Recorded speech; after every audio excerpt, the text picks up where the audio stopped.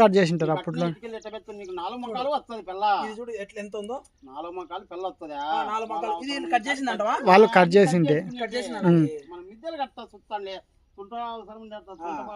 పెద్ద పిల్ల కడతాడు అట్లా చూడు ఎక్కడికి కూర్చునేది అది అట్లా. అప్పుడు అన్ని ఒకటే సైజు ఉండాలి. నువ్వు సైజు మళ్ళీ తప్పు చెప్తానండి. అన్ని ఒకటే సైజు ఉండాలి.